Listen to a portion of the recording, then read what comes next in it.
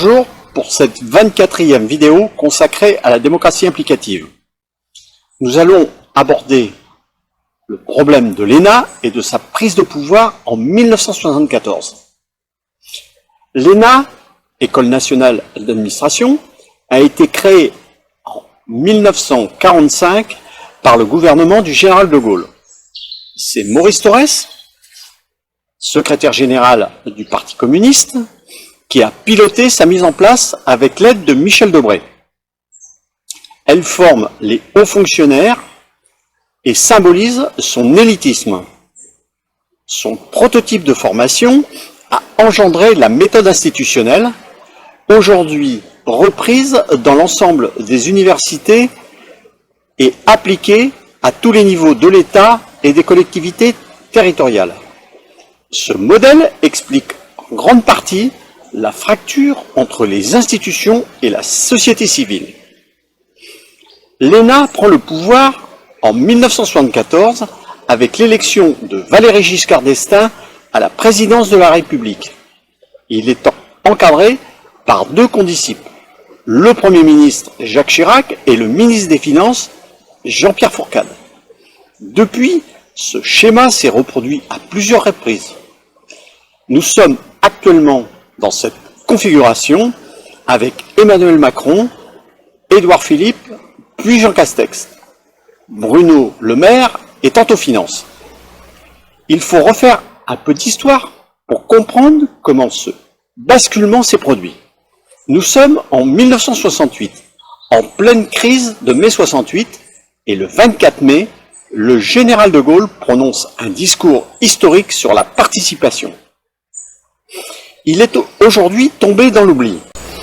Dans celui-ci, il proposait un référendum pour le mois de juin suivant. Il appelait à lui donner le pouvoir pour engendrer une grande réforme ouvrant sur la participation des Français pour changer des structures étroites, périmées et ouvrir au sang neuf. Malheureusement, cet élan sera brisé en coulisses par Georges Pompidou. Celui-ci et Valéry Giscard d'Estaing œuvrent déjà pour une autre vision. Nous verrons cela dans le chapitre suivant sur la dette et la finance. Finalement, un référendum aura lieu en avril 1969, mais vidé de son sens. Il verra la défaite du général. Il est assez piquant de voir qu'aujourd'hui, tout le monde parle de démocratie participative, alors que c'est une vieille idée du gaullisme. Les politiques qui s'en réclament aujourd'hui l'ont aussi oublié. Les énarques sont vus à juste titre comme une caste, mais il faut savoir qu'elle est composée d'un nombre très faible de personnes. Depuis sa création en 1945, ils sont environ 6500 à être sortis du moule. Ce sont donc quelques énarques qui ont la mainmise sur la quasi-totalité des postes clés de la haute administration et du pouvoir exécutif. Emmanuel Macron est le produit le plus abouti de ce système. Depuis leur prise de pouvoir, les énarques ont été 4 sur les 6 locataires de l'Élysée. Ils ont été 9 et 18 premiers ministres sur cette période. Paradoxalement, ils sont très peu nombreux à l'Assemblée nationale, moins de 5%, et encore moins au Sénat. Par contre, ils tiennent les ministères et les ministres ne peuvent rien sans eux. Ils sont environ 2/3 de leurs directeurs de cabinet. Ils tiennent la quasi-totalité des 280 directions générales de l'État.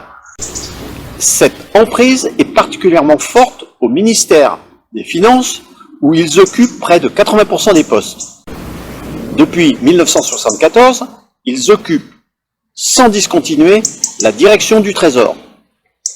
Ils contrôlent aussi le pouvoir du Parlement, car une loi n'entre en vigueur qu'après la publication au journal officiel des décrets d'application. Ceux-ci sont rédigés par les ministères où les énarques sont omnipotents. Il faut savoir que ces décrets mettent parfois des années avant d'être publiés et 30% des lois votées par l'Assemblée nationale ne voient jamais le jour. Les énarques disposent d'un autre domaine d'influence, celui de conseiller. Deux noms illustrent ce rôle en retrait, mais particulièrement efficace. Jacques Attali et Alain Minc. Depuis François Mitterrand, ils ont l'oreille de tous les présidents, quel que soit leur bord. Ils sont présents tapis dans l'ombre et ont piloté l'ascension d'Emmanuel Macron et mis à sa disposition leur puissant réseau pour financer sa campagne. D'autres cas sont notables, comme celui de Florent Philippot, conseiller de Marine Le Pen pendant plusieurs années. Actuellement, Sarah Knafo est dans l'ombre d'Éric Zemmour pour sa prochaine campagne présidentielle.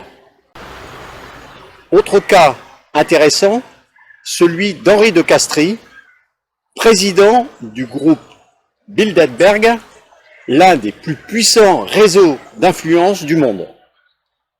Les énarques occupent aussi de nombreux postes dans les institutions bancaires ou les grandes institutions financières internationales. Le parcours d'Emmanuel Macron en est la démonstration. Dans ce domaine où ils règnent en maître, leurs compétences restent encore à démontrer. Un exemple est particulièrement significatif, celui de Jean-Yves Haberer. Ancien directeur du Trésor, il est nommé président du Crédit Lyonnais en 1988. Après 5 ans d'une gestion calamiteuse, il nous a offert l'un des plus beaux scandales financiers du XXe siècle. La facture pour les contribuables s'élève quand même à 30 milliards d'euros. Les énarques dominent la vie politique et financière depuis 1974. Leur bilan est un échec, car ils laissent une dette colossale et une France institutionnelle inadaptée aux réalités du XXe siècle. Alors, pourquoi sont-ils de si mauvais politiques et gestionnaires? Pour une raison simple, ils n'ont pas été formés pour cela. Ce sont des administratifs, comme l'indique bien le nom de leur école, ENA, École nationale d'administration. L'ENA n'est pas faite pour former des politiques, mais des hauts fonctionnaires. C'est de ce malentendu que découlent nos problèmes de gouvernance. Pour gérer un pays ou une entreprise, il faut prendre en compte 2 facteurs primordiaux: la valeur ajoutée de la dimension humaine et la prospective. Ce sont des bureaucrates et des spécialistes du diagnostic, à aucun moment des managers. La France est encore une grande puissance où il fait bon vivre. Mais autour de nous, le monde change à grande vitesse. La société civile, ménages, entreprises, associations, s'adapte par la force des choses, car elle n'a pas le choix. Notre problème est aujourd'hui un monde institutionnel figé dans ses archaïsmes et qui évolue à petite vitesse. L'ENA et la méthode institutionnelle qu'elle a engendrée en sont la cause principale. Nous verrons dans la prochaine vidéo en quoi elle consiste et les propositions de la démocratie implicative avec sa méthode dite implicative.